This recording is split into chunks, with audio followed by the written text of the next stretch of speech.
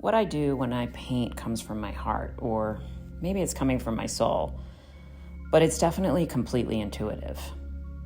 I believe it's connected to divine energy, and that is such a huge gift, which I feel so lucky to receive simply by recognizing it and flowing with it when I'm in the studio. I've heard this quote that goes, "This particular moment was created just for me to see what I'm looking at." And I love that. That's the foundation for all of my inspiration. When I see a beautiful shell or a broken sand dollar or maybe a piece of driftwood, I know it's there for me to take in. It's there just for me to see in that moment. And I can channel that moment to the canvas with my palette and my materials.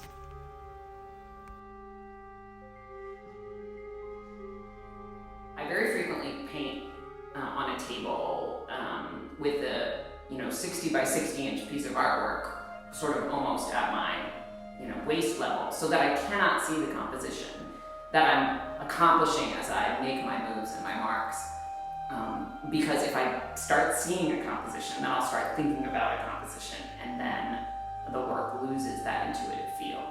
You have to make the marks very loosely and without thought, because I am being guided, I believe, by my intuition, which is linked to maybe something greater than myself. And that's a pretty powerful experience. And when I am able to do that successfully, and I pick a canvas up off the table and lean it against the wall, and my breath stops, and I say, "Oh my God, look what I just created," then I know it's really a powerful moment. That's what I'm supposed to be doing. And what I find is that people have the same reaction to that work that I do. They go, "Oh my gosh, I love that piece." Not everybody, it's not for everybody, but for those that can feel it, it is for them, and it really makes the work worth doing.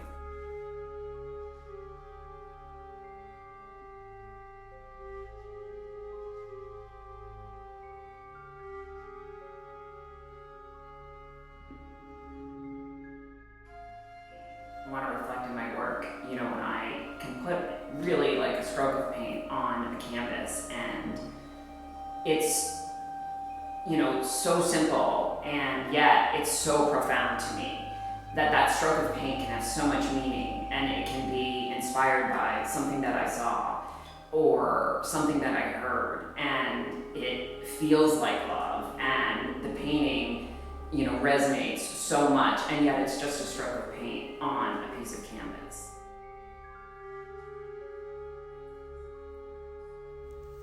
This is a passage from Mary Oliver that I'm sure will become one or two titles of paintings in the body of work ahead. Did I actually reach out my arms towards it, towards paradise falling, like the fading of the dearest wild hope?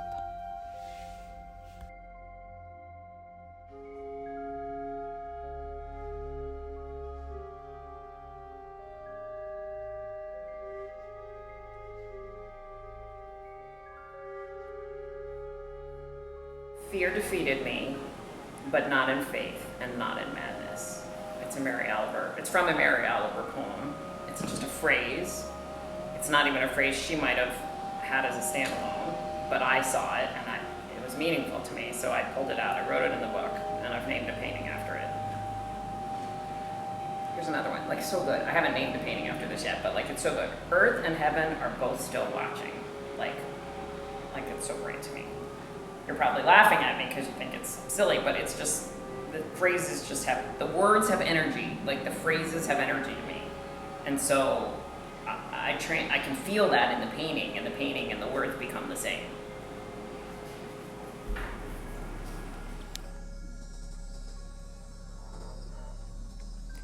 It's about spiritual love, it's about platonic love, it's about romantic love, and I'm inspired by things that I love. I always tell people, do what you love, forget the rest. And that's because those are the things that, for me, resonate when I'm painting.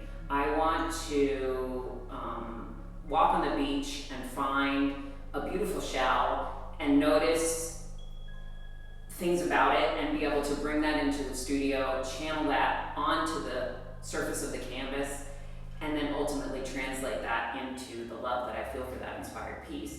think when I am able to do that on a piece of work, it can really be felt by the viewer, and that's what makes the work complete.